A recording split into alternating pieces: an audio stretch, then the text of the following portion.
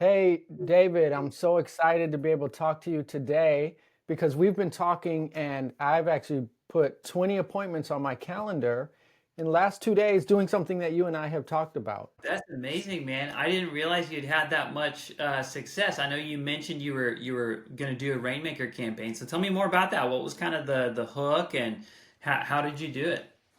Yeah, so you and I, we talk all the time. Basically, marketers, they come and they say like, oh, you need leads and I can give you 10 to 15 leads. But really, it's more so the customers you already have, Yeah. right? So that's kind of the secret. So tell me about what you've been doing, like what you've helped me with, and maybe some of the people that are listening, Yeah. they're struggling in their business. They have an HVAC, plumbing, electrical, whatever. They need jobs right now. Let's talk Yeah. about it. Yeah, that's awesome, man. I love it. We're just coming out of busy season, right? And things are going to start slowing down. And so a lot of times what'll happen is companies that I work with, I made this mistake multiple times in my own company, is we try to throw money at Google when things get slow, like, come on, Google, give me some customers, and or give me some leads. And what happens is that the natural buying cycle of your market or your season is already slowing down, and that money is basically going to be wasted. A lot of people don't know. Before I sold my company, I actually did a huge marketing audit and found that I had wasted about 25,000. No, I'm sorry, $14,000 on Google Ads the previous year that I knew were just wasted. And Hmm. so, because I didn't understand these systems, right? So what we teach our students to do, what I did in my own company, what I finally learned how to do was to rely on my current database, my past leads, my past customers, to generate thousands of dollars on demand um, without running any ads. Just like you said, from a Rainmaker campaign. One of my students did this. He's got an irrigation company, and their business model is basically they'll check people's sprinkler systems about once a year and go out, take a look at them, see if they need repairs, and then they'll give them an estimate for repairs because people are always running over their sprinklers and breaking them, right? And so that's their whole business model. And they were running ads and they had like no work and they were super stressed out. But it was like not the season for that. So I was like, bro, like how Hmm. many customers do you have in your database? I think they had 600 something. Anyways, we ran a Rainmaker campaign, much like you did, to 150 people, mind you, 150 people over 2 weeks. They booked like 40 jobs, and which is Mm. about $20,000 worth of work for them. And it worked so well, they had to turn off their Google ads and like buy another van or get ready to buy another van and get another technician out in the field. And so, and then they've just been kind of like repeating the cycle all year long. And so, a lot of times, like just like you said, uh, guys in your HVAC group, like they are chasing leads, right? And maybe they have like 1,000 people or even 500 people, even 200 people that they haven't even talked to in like 12 to 24 months that maybe need service. Like maybe their AC is falling apart, or maybe they're like, um, something died inside their ducts, or like, or, there's just like capacity, like electronics are going out, whatever, like and honestly I've had a couple of HVAC companies come to my house, and there's so like your competition there's so much bad competition out there, let me say it that way. And so if you're really good at what you do and you care about your customers, man, you can like hit a home run, so many home runs, and you just got to talk to your people more often. You got to use the contacts you have in your CRM, use that database because you can make money from it, right? Yeah. So, do you want to talk a little bit about the Rainmaker campaign that you run, and then maybe I can or ran, and then I can kind of break down for everybody exactly what this sequence looks like.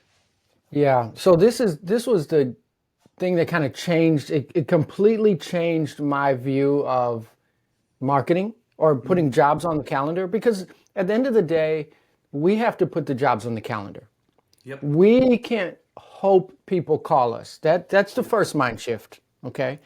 The second mind shift is we can never again send someone one message from one medium. Okay. That's the game changer. So for me, it looks like this. Customers procrastinate just like we do. Okay. Customers are not on top of things like we think they should be. Yeah. So if you send one message, like let's say you text them, it's time for your maintenance.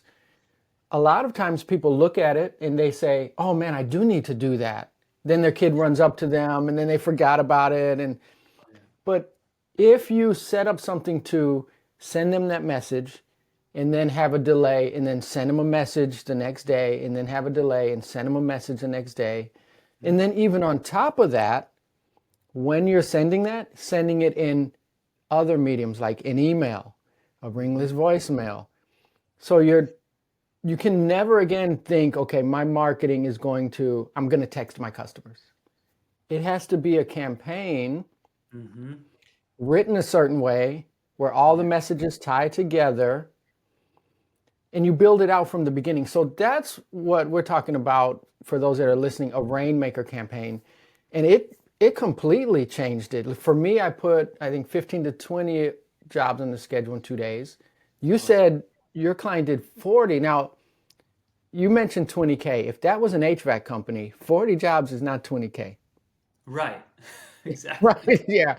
It could be a lot more. It could Their be over average 100. it's like $500 to $600. So I estimated conservatively.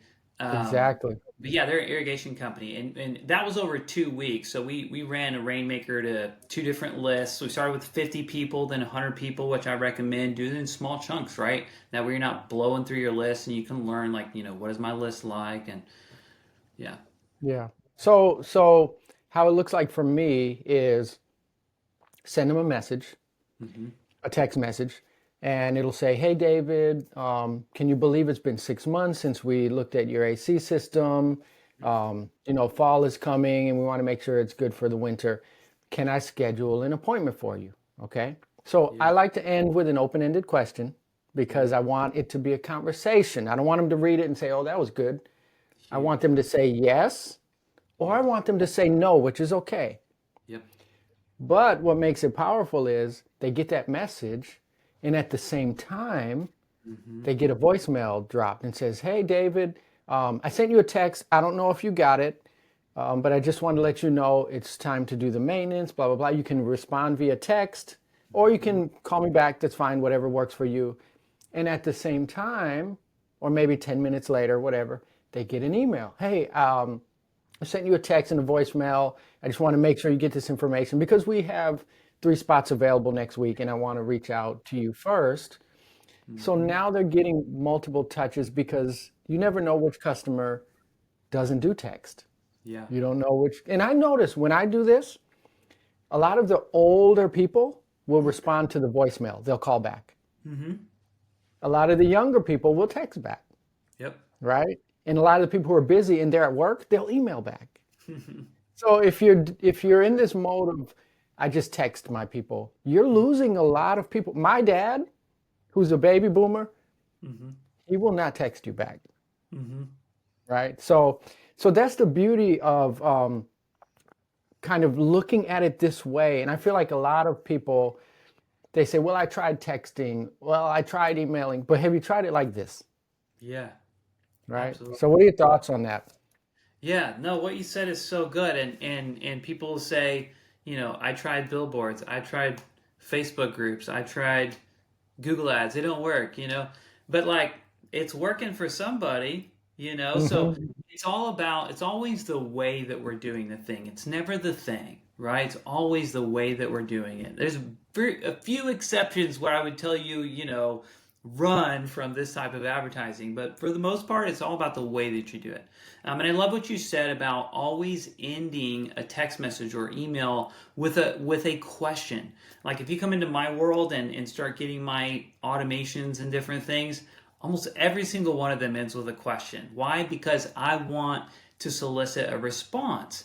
And so The beautiful thing about the rainmakers, and we could talk about the nuance for the next hour, but I'll just give some quick tidbits. Is a lot of times, okay, here's kind of the mistake that we often fall into as a small business is we try to sound like AT&T, or we try to sound like Walmart, and we're like, dear valued customer, we appreciate your business so much, and therefore we would like to extend you a 10% off coupon towards your next service. And it's like, I could care less about your stupid 10% off coupon. Right, You know what I mean? I'm not trying to be mean, but like that's how people feel. It feels like such a small thing that doesn't matter, and it's like, I don't need a service. So you want to stop trying to sound corporate. You also want to stop trying to sell to people. Like, especially your past customers. Don't try to sell them anything. Have a customer service call, have a follow-up call. Pretend like you work at a doctor's office or a chiropractic office, and you're just calling to check in on Mrs. Jones because you noticed that she was due for her next treatment. Or because you noticed she hadn't been in it for a while and just wanted to make sure her knee was doing okay, right? And so it shows that you care. And so, like, the way this can look, the hook that you did was great. It's perfect. It's, hey, I noticed it's been 6 months since we did your last service. How is your system holding up? Or how did your system hold up this summer? And so it's like, just ask a question, and you are now a customer service agent instead of a salesperson. What that does is it lowers people's guard. They don't feel like you're trying to sell them anything. They feel like you're trying to take care of them. And really, that should be your goal, is you're trying to serve your customers at a higher level. And so you can do a free inspection, right? For all your customers that you send this to, just do a free inspection and then find the problems, right? Fix those things so that their system will last, a couple more seasons or whatever.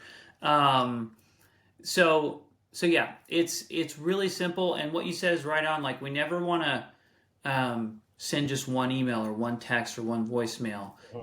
For a Rainmaker campaign, we normally do three days back to back, 3 touches per day. So it's actually 9 touches total.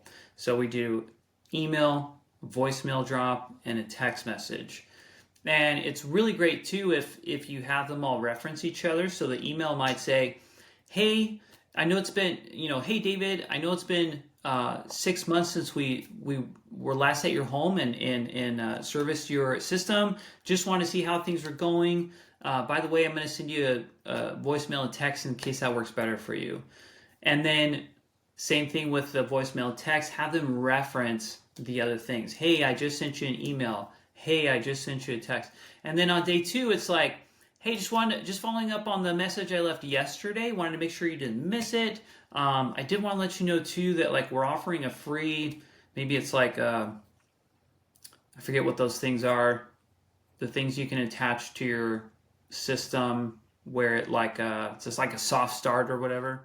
Okay, yeah. We have lots of gadgets like that. Yeah. Just something like we're offering a free or air filter. Like, I'm going to change your air filter. Okay, sure, that's awesome. Free inspection plus a free air filter, and then you find the problems that they have with their system and you correct them, and that's how you make your money, right? But the point is, like, hit them 3 times per day, reference the other things, and what kind of happens too is people start to feel like, man, Michael's really trying to get a hold of me, and he's trying to just serve me and make sure I'm okay. Let me go ahead and call him back so I can let him know one way or another, right? So it doesn't feel salesy, and it's just a totally different vibe. So when you do it that way, you can make a lot of money, honestly. And, we've seen it. I mean, we would make thousands of dollars. I had a cleaning company back in the day. We would make thousands of dollars whenever we'd send these campaigns out to our current customers. We did like a deep clean upgrade. We would do a small discount on upgraded service for them. And a lot of people would buy it twice a year. That's another thing, is we underestimate how often customers want to spend money with us or are willing to if we just give them the opportunity. And so what happens is, statistically, it's 5 to 7 times cheaper to sell to a current customer than it is to sell to a new lead. 5 to 7 times cheaper. In other words, you're going to spend, you get to keep all that money as a business owner that you would have spent on Google ads or whatever. You get to keep it for profit and take your family on a nice winter vacation, right, to Breckenridge or something. So you got to think about it that way. Like your business is going to be so much more profitable when you learn how to use your current database and actually talk to your past customers that haven't heard from you in 12 to 24 months. So everybody needs to be hearing from you. I mean, in HVAC, I would say everybody needs to hear from you minimum 6 months, right? Yeah. Even better if you can do like a monthly newsletter, just a home maintenance, just a value add. We have people in our group that are booking jobs just off of the newsletter. Zero ask, but it's like because you're staying top of mind. Oh, actually, it was making a grinding sound this weekend. I better give them a call. You just got to stay top of mind. Yeah, and who doesn't want to serve the same customers for year after year? I mean, if you think about it, that's fun. It's rewarding. Yes. For me, I've been in business 21 years, Yep. and I have customers, I have seen their kids grow up. I literally have customers that were pregnant and now their kid is in college. That's So amazing. to be able to see that and build that relationship with the person in your community for years and years, it's not just about, oh, I'm squeezing money out of this person. Right. I mean, that's amazing. You're part of the community. You get to watch these people grow. You get to have lifelong friends, and you get to be the one to serve them through their life. I have a customer that gave me a stroller and one of those automatic swing things so your baby doesn't cry, it swings automatically. She gave me that when my first son was born. Wow. And just 2 months ago, I went to her house with my 20-year-old son. That she gave me the thing, and that's amazing. That is And so keeping your customers, it's not messaging your customers, not just like I'm gonna squeeze some more blood out of this turnip. Yeah. It's like, hey, this is my community. These are the people that I want to serve. These are the people I want to help. I don't want big giant PE firm taking over and then selling them a new unit every month. I'm going to keep them and I'm going to serve them. But too often we'll have like I have this cup here. We have a cup full of customers, and then we have a cup empty. These are the new customers we want, and we spend all our time trying to reach these people instead of serving these people. Yeah. And that's what a campaign is. But I want to ask you a question. So what I like to do is, I had a client that had 2,000 customers in their database. And I told them to text their customers, and they did one time.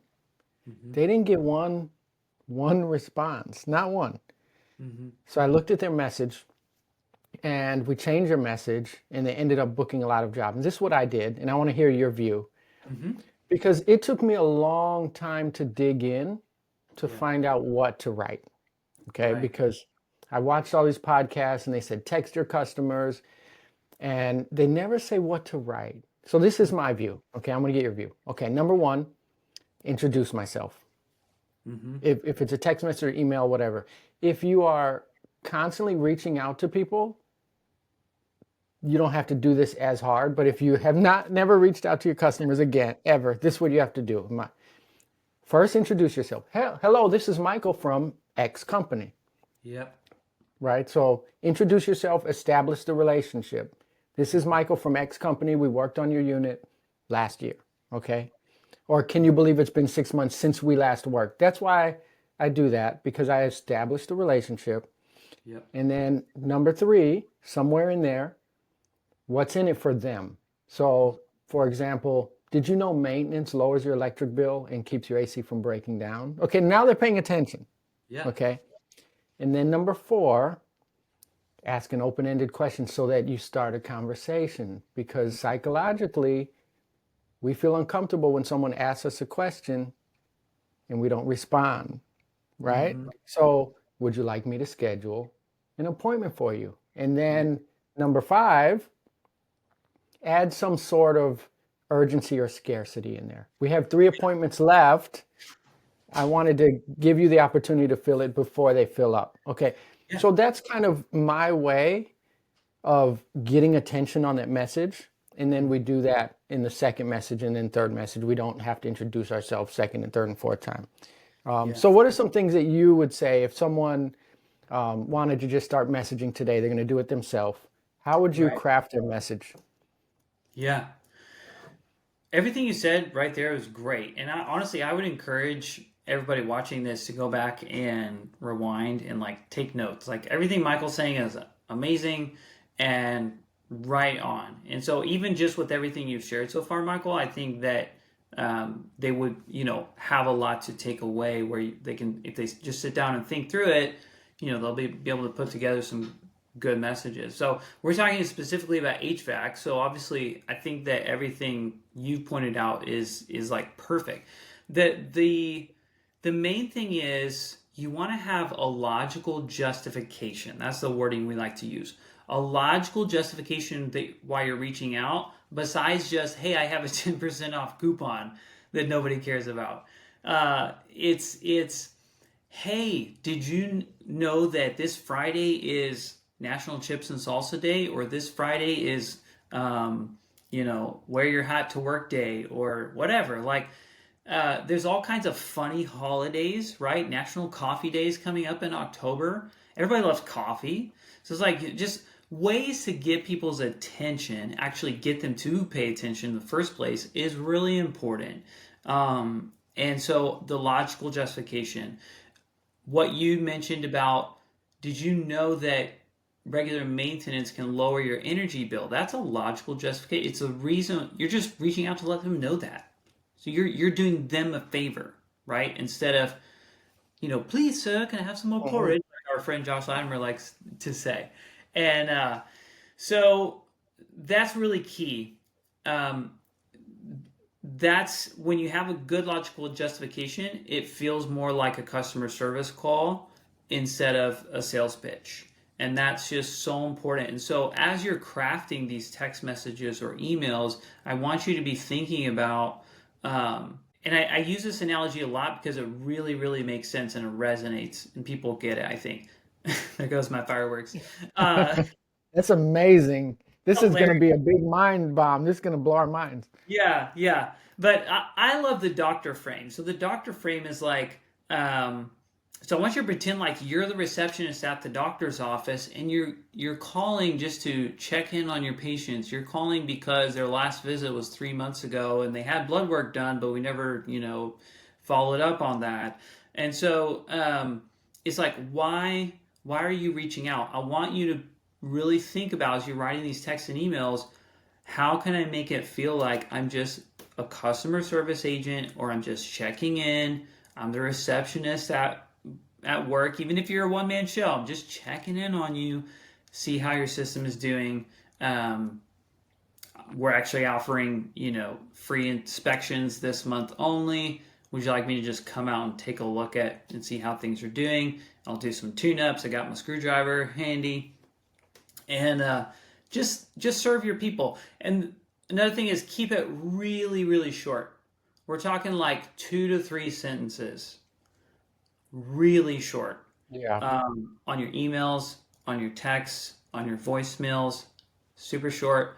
And then make it feel like you're going to keep following up with them until you hear back. You just want to make sure that they're doing okay and that because you noticed they were due for service, so you just want to make sure that they're taken care of, basically.